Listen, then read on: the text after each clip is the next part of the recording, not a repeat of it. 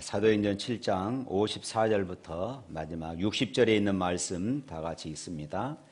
그들이 이 말을 듣고 마음에 찔려 그를 향하여 이를 갈거를 스데반이 성령이 충만하여 하늘을 우러러 주목하여 하나님의 영광과 및 예수께서 하나님의 우편에 서신 것을 보고 말하되 보라 하늘이 열리고 인자가 하나님 우편에 서신 것을 보노라 한데 그들이 큰 소리를 지르며 길을 막고 일제히 그에게 달려들어 성 밖으로 내치고 돌로 칠세 증인들이 옷을 벗어 사울이라 하는 청년의 발 앞에 두니라.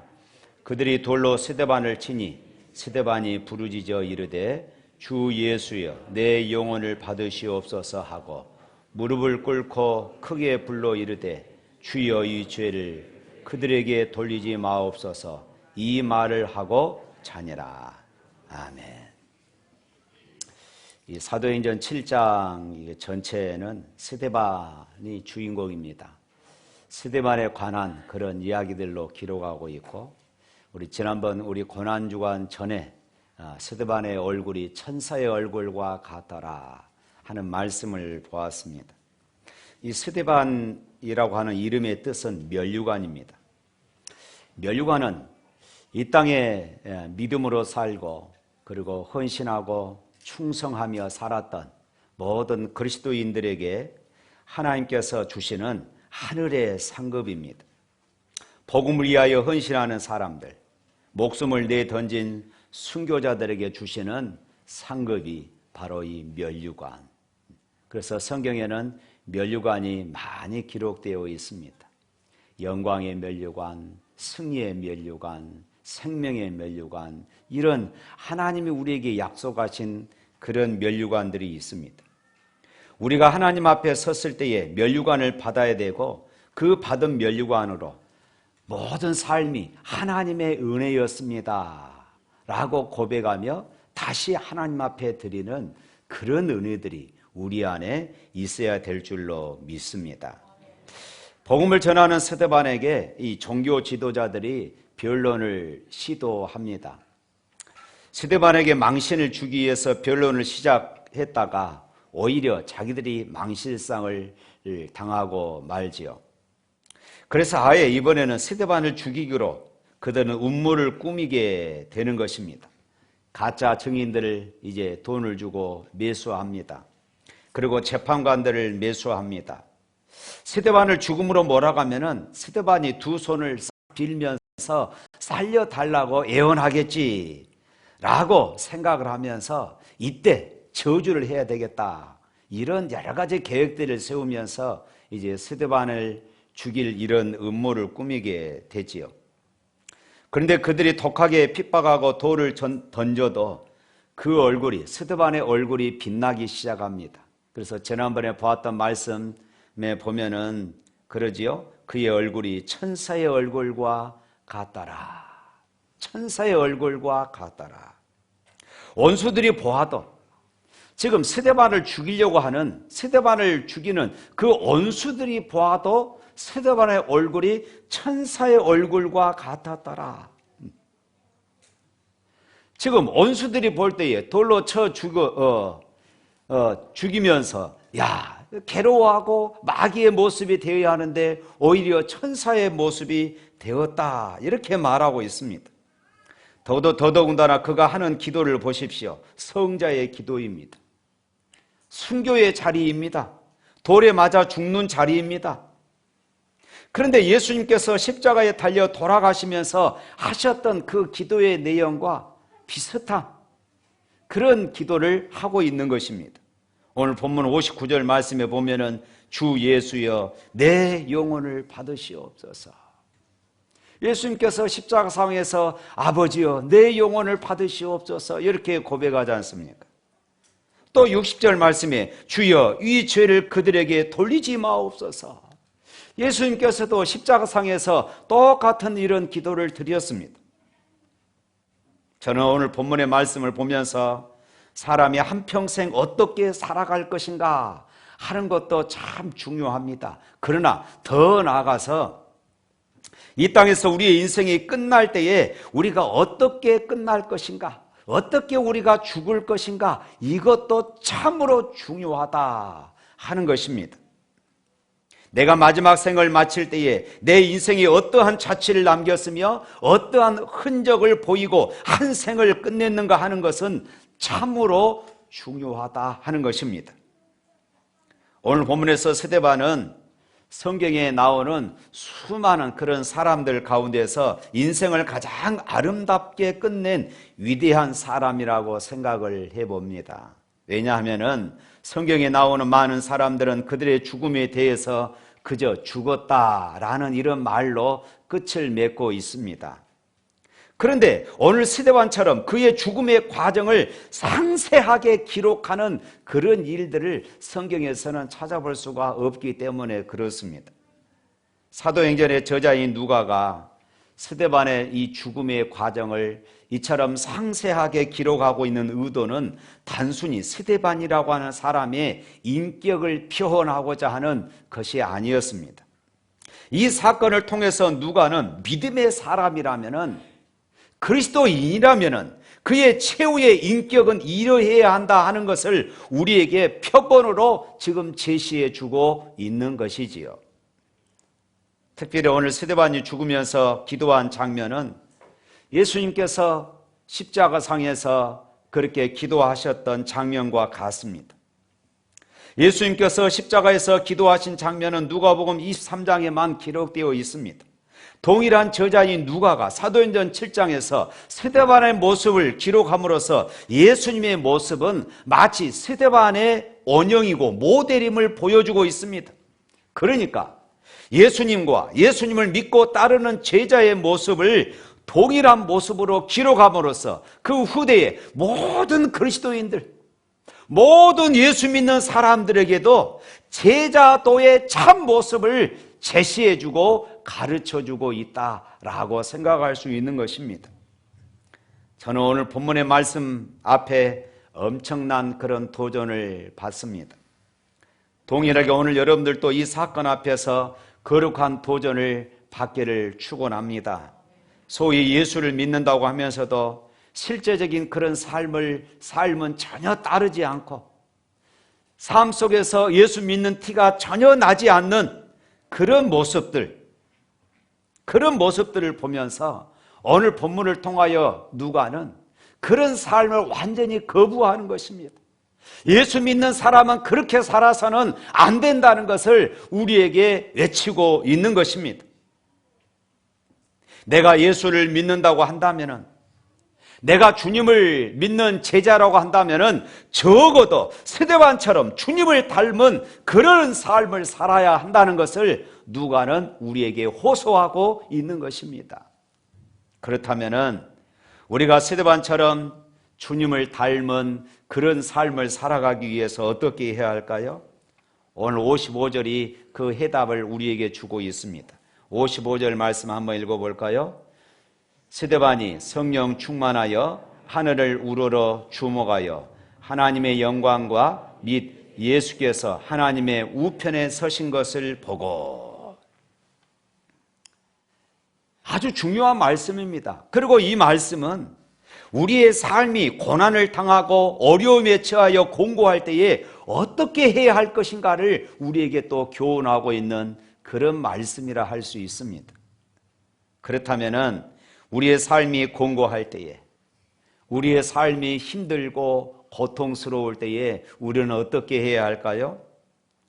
우리의 삶이 공고하고 힘들 때일수록 우리는 성령 충만한 그런 삶을 사셔야 한다 하는 것입니다. 우리가 잘 아는 것처럼 스데반은 초대교회 7 집사 중에 한 사람이었습니다. 그런 성령과 지혜가 충만해서 칭찬 듣는 그런 사람이었습니다. 이미 우리가 살펴보았던 말씀이죠. 그는 얼마나 설교를 잘했는지 그의 설교에 당할 자가 없었습니다. 스데반이 이렇게 훌륭한 그리스도인이 될 수 있었던 비결이 어디에 있었느냐? 바로 이 55절에서 그 해답을 우리에게 주고 있는 것입니다. 스데반이 성령이 충만하여 하늘을 우러러 주목하여 하나님의 영광과 및 예수께서 하나님 우편에 서신 것을 보고. 여기에 보면은 스데반이 성령 충만했다고 말씀하고 있습니다. 사도행전 6장에서도 스데반을 소개하면서 그런 성령이 충만한 사람이었다고 그렇게 기록하고 있습니다. 스데반의 인생을 한마디로 말한다면 성령 충만한 삶이었던 것입니다. 스데반 하면은 성령 충만한 사람, 성령 충만한 사람 그러면은 스데반이었던 것입니다. 그러니까 스데반이 될 수 있었던 것은 우연히 된 것이 아니라 그가 성령 충만한 삶을 살았기 때문에 그의 마지막이 이런 아름다운 삶이 될 수 있었던 것입니다. 오늘 본문은 스데반의 최후의 순교의 장면을 지금 기록하고 있습니다. 스데반이 죽을 때에 예수님처럼 죽었습니다. 사람이 살아가면서 예수님처럼 산다는 것은 사실 쉬운 일이 아닙니다. 그러나 그가 죽을 때에 예수님처럼 죽는다는 것은 더더욱 어려운 일이지요. 그러지 않습니까? 이것은 다른 말로 하면은 스데반의 생애 전체가 예수님을 따라가는 삶이었고 예수님을 닮아가는 그런 삶이었던 것입니다.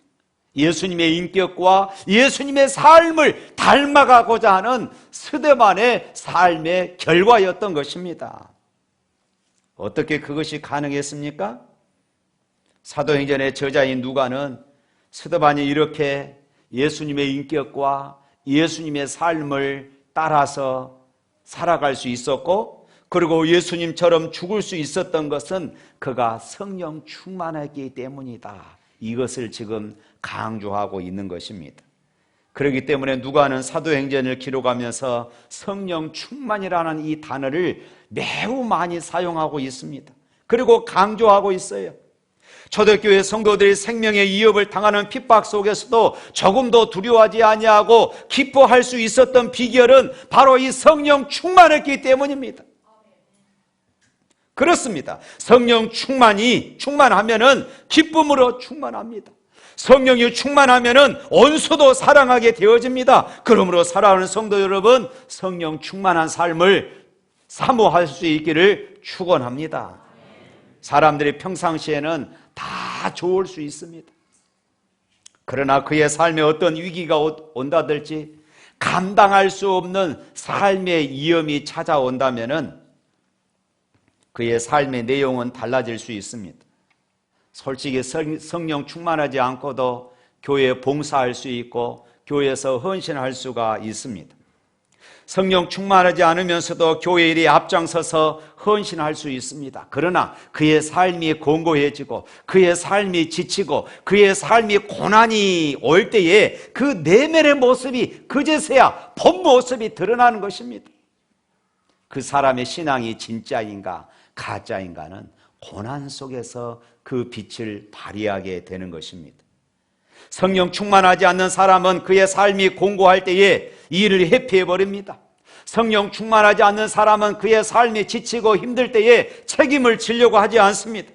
주저앉아 버립니다. 그러나 성령이 충만한 사람은 어려울 때일수록 그의 믿음의 가치가 더욱더 빛나는 것이에요. 그러지 않습니까? 밤이 깊을수록 어둠이 짙을수록 빛은 더욱더 환하게 밝아오는 것입니다. 그 빛의 진가가 나타나는 것처럼 삶이 공고할 때에, 삶이 지치고 힘들 때에 그 사람의 믿음은 더욱더 아름답게 빛나게 되는 것이에요.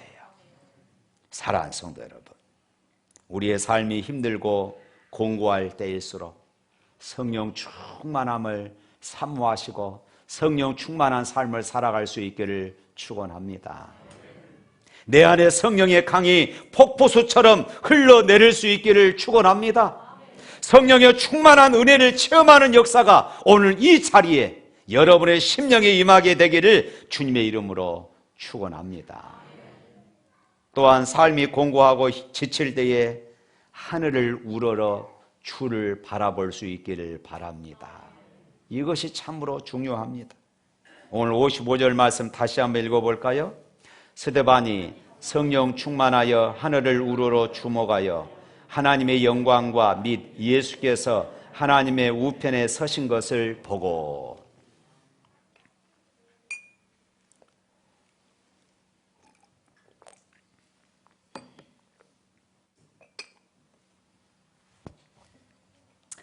스데반이 성령 충만할 수 있었던 것은 그는 언제나 하늘을 우러러 바라보는 그런 삶을 살았기 때문입니다. 그가 하늘을 우러러 주를 볼 수 있었던 것은 바로 그가 성령이 충만한 그런 삶을 살아갈 수 있기 때문이었습니다. 그러니까 하늘을 우러러 보았다는 말과 성령 충만함은 분리할 수 없어요. 그가 성령 충만하니까 언제나 하늘을 바라보는, 하나님을 바라보는 삶을 살 수 있었고, 다시 또 반대로 하나님을 바라보는 삶을 사니까 그가 또 성령 충만한 삶을 살아갈 수 있었던 것입니다. 스데반이 성령이 충만하여 하늘을 우러러 주목하였다. 여기서 우러러 본다, 이것은 사모하고 그리워한다, 날마다 집중해서 바라보는 그런 상태를 지금 말하고 있습니다. 그러니까 마음을 다하고 성품을 다하고 뜻을 다하여 하나님을 바라보고 주님을 바라보는 그런 삶을 살았다는 것입니다. 스데반은 언제나 영광의 하나님을 바라보면서 살았습니다. 삶이 공고하고 지칠 때 영광의 하나님 우편에 앉아 계시는 주님을 스데반은 바라보며 살았던 것입니다. 사랑하는 성도 여러분, 우리가 신앙생활을 하는 의미가 무엇입니까? 우리의 삶이 아무리 힘들고 어려워도 믿음으로 하늘을 우러러 보는 것이 신앙이 아니겠습니까? 내 삶이 공고할지라도 그 상황에 노예가 되지 않고 당당하게 하늘을 우러러보는 것이 신앙이고 믿음인 것을 기억하시기를 바랍니다. 신앙은 바로 하늘을 우러러보는 것입니다. 하나님을 바라보는 것이에요. 헨리 무어 하우스라는 사람에게는 내성마비로 몸을 전혀 쓸 수 없는 마리라고 하는 10살짜리 딸이 하나 있었습니다.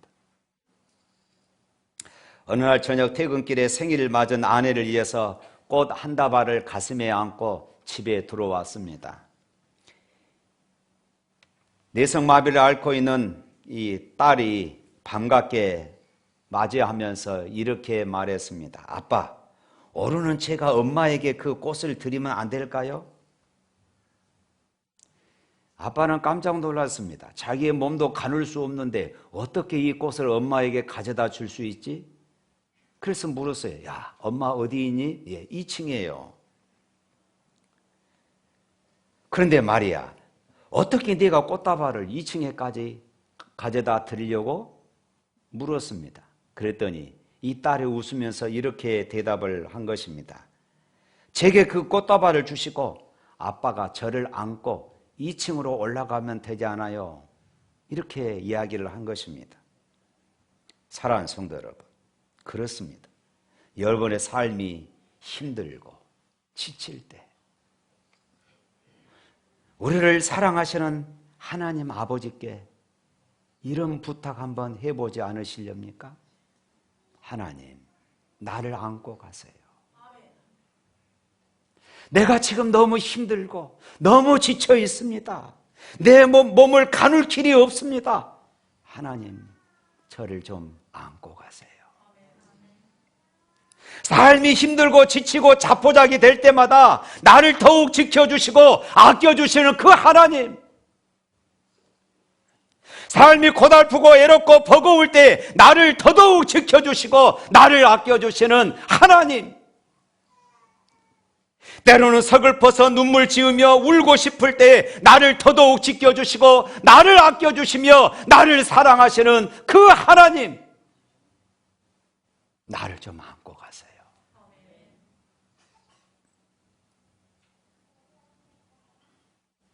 그때 주님이 말씀하실 것입니다. 울지 마라, 사랑하는 내 아들아.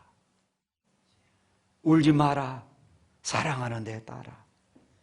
내가 너와 함께 하리니 굳세 믿음과 언약을 지킬지나. 눈을 들어 주를 보라. 내 모든 염려 주께 맡겨라. 슬플 때에 주님의 얼굴 보라. 다 같이 사랑의 전인 안식 주리라. 그렇습니다. 주님이 우리에게 안식을 주실 것입니다. 사랑하는 성도 여러분, 삶이 공고하고 지칠 때에 하늘을 우러러 주님을 바라볼 수 있기를 축복합니다. 어떤 경우에든지 땅을 보지 말아야 합니다. 어떤 경우에든지 환경을 보지 말아야 합니다. 어떤 경우에든지 상황 때문에 좌절하지 말아야 합니다. 감정에 자신을 맡기지 마십시오. 삶이 힘들 때에, 내 감정을 다스릴 수 없을 때에 하늘을 우러러 주님을 바라볼 수 있기를 축원합니다. 스데반이 하늘을 우러러 무엇을 보았습니까? 그는 먼저 하나님의 영광을 보았다, 이렇게 말씀합니다. 하나님의 영광은 반드시 하늘을 우러러 보는 사람만이 볼 수 있는 것입니다. 땅만 바라보고 사는 사람들은 절대로 하나님의 이 영광을 바라볼 수가 없는 것이에요. 지금 스데반은 여러 가지 볼 수 있는 그런 상황입니다. 이를 갈고 있는 그들의 입을 볼 수 있을 것이고, 분노하고 있는 그들의 얼굴을 볼 수도 있을 것입니다.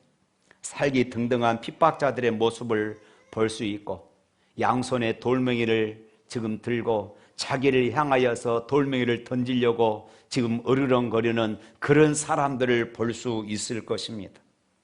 그러나 그는 그들을 보지 않고 그런 얼굴을 들어서 하늘을 바라보았습니다.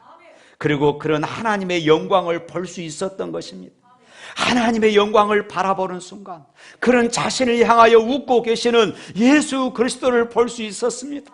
하나님의 영광을 바라보고 있던 스데반에게 모든 절망과 공포는 이미 다 사라져 버렸어요. 왜냐하면 주님께서 나를 기쁜 모습으로 바라보고 계신 것을 보았기 때문입니다. 그랬을 때에 원수들은 이미 사라져 버린 것입니다. 돌을 던지는 사람이 밉지가 않았습니다. 나를 미워하는 사람이 있어도 내가 미워할 사람은 이미 사라져 버린 것입니다. 저들은 나를 용서하지 않지만은 나는 이미 저들을 용서할 수가 있었습니다. 그리고 원수를 위하여 하나님께 기도합니다. 하나님, 저들의 죄를 용서하여 주옵소서. 저들의 죄를 저들에게 돌리지 마옵소서. 원수를 다 용서하고 있는 그 순간 그의 마음은 고통이 다 사라져 버린 것입니다. 그의 얼굴은 천사의 얼굴을 하게 된 것입니다. 핍박자들에 의해서 돌에 맞아 죽어가면서도 천사의 얼굴을 할 수 있었던 스데반의 모습을 사울이라는 청년이 보게 되어집니다. 그리고 그는 엄청난 충격을 받았어요. 야, 어떻게 돌에 맞아 죽으면서도 저런 모습을 할 수 있지? 어떻게 돌에 맞아 죽으면서도 저렇게 하늘을 우러러 바라볼 수 있지? 이 모습이, 스데반의 이 모습, 하늘을 우러러 보는 이 스데반의 이 모습, 후에 다메섹 도상에서 주님을 영접한 바울에게 엄청난 그리고 영원한 신앙의 모델이 되어버립니다. 그래서 그는 고린도서 3장 1절 2절 말씀에 이렇게 표현을 했습니다. 우리 다 같이 한번 읽어볼까요? 그러므로 너희가 그리스도와 함께 다시 살리심을 받았으면 위의 것을 찾아라. 거기는 그리스도께서 하나님 우편에 앉아 계시느니라. 위의 것을 생각하고 땅의 것을 생각하지 말라. 스데반을 지켜보던 바로 그 모습을 그는 이렇게 표현을 했습니다. 위의 것을 바라봐라. 스데반을 생각한 것입니다. 과거 자기 앞에서 돌에 맞아 죽어간 스데반의 모습을 생각했던 것입니다. 그러면서 위의 것을 사모하라. 사랑하는 성도 여러분, 삶이 공고할 때에 위를 바라보시기를 바랍니다. 하늘을 우러러 보는 사람은 삶이 아무리 힘들고 고통 중에 있다 할지라도 하나님의 선하심을 믿습니다. 고난 중에서도 기뻐하게 되어집니다. 우리가 이 땅을 살아가면서 어떨 때는 일이 잘 풀리지 않고 답답할 때가 있습니다. 실패를 경험할 때도 있습니다. 때로는 사람들이 나에게 말할 수 없는 상처를 안겨주기도 합니다. 때로는 하나님이 나를 버린 것 같은 그런 느낌을 가질 때가 있습니다. 하나님이 나에게 아무런 관심이 없는 것 같은 그런 느낌, 그런 상황, 그런 환경을 우리가 경험할 때가 있습니다. 그러나 사랑하는 성도 여러분, 그때야말로 하늘을 우러러 보아야 할 때임을 믿으시기를 바랍니다. 주님을 바라보시기를 바랍니다. 보좌 우편에 서 계신 예수 그리스도를 바라볼 수 있기를 주님의 이름으로 축복합니다. 마틴 목사 부부 이야기입니다. 시름시름 앓던 사모님, 오랫동안 투병 생활을 하던 사랑하는 아내의 마지막 순간인 것을 느꼈던지 그날은 주일 아침임에도 불구하고 남편 마틴 목사는 병실에서 아내의 곁을 떠날 수가 없었습니다.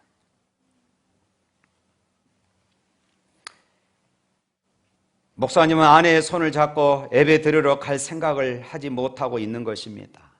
이때 아내는 남편에게 이렇게 말했어요. 목사님, 예배 시간이 늦겠어요. 당신이 예배를 드리는 동안 하나님이 제 손 잡아 주시고 저를 지켜 주실 거예요. 아내의 이런 말에 남편은 아내의 손을 놓고 와서 예배를 인도하고 예배가 끝나자마자 다시 병실에 갔습니다. 마치 병실에는 누가 조명등을 새롭게 바뀌어 낀 것처럼 환하게 비추어져 있었습니다. 깡마른 아내의 얼굴이 햇빛처럼 빛나고 있었고 해맑은 미소, 마치 천사의 얼굴을 보는 것 같은 그런 느낌이 들었습니다. 그리고 몇 시간이 지나지 않아서 아내는 손에 들고 있던 시 한 편과 그리고 편지 한 통을 목사님께 맡기고 눈을 감고 조용히 천국에 가셨습니다. 장례를 마쳤습니다. 그리고 호주머니에서 아내가 준 시와 편지를 꺼냈습니다. 그 편지에 이렇게 쓰여져 있습니다. 여보, 당신 곁을 지키지 못해서 죄송해요. 그러나 주님이 지키실 거예요. 지금까지도 목회하는 것이 쉬운 일이 아니지만은 앞으로도 더욱더 어렵겠지만은 주님이 지켜주실 것이에요. 사랑하는 아이들아, 엄마가 없는 세상을 살아간다는 것이 그렇게 만만하지가 않을 거다. 그러나 주님이 너희를 지킬 것이다. 어려운 일이 있어도 시험 들은 일이 있어도 고통과 아픔이 있어도 주 너를 지킬 거야. 마틴 목사는 아내가 지어준 그 시를 가슴에 안고 있다가 그것을 가지고 곡을 만들었습니다. 그것이 우리가 즐겨 부르는 382장 찬송입니다. 너 근심 걱정 말아라. 주 너를 지키리. 주 날개 밑에 거하라. 주 너를 지키리. 주 너를 지키리. 아무 때나 어디서나 주 너를 지키리. 늘 지켜주시리. 사랑하는 성도 여러분, 여러분의 삶을 힘들게 하는 것이 무엇입니까? 무엇이 여러분들을 지치고 삶을 공고하게 하며 여러분들을 두려워하게 합니까? 무엇이 여러분의 마음을 짓누르고 있습니까? 눈을 들어 주님을 바라보시기를 바랍니다. 주님이 우리를 지켜주십니다. 여러분의 마음의 상처들, 남 모르는 눈물과 남 모르는 가슴앓이들, 이 모든 것들을 주님이 피 묻은 손으로 만져주시고 치유하시고 회복시켜 주실 것을 믿으시기를 축원합니다. 이 귀한 은혜를 체험하는 복된 성도들 되시기를 주님의 이름으로 축복합니다.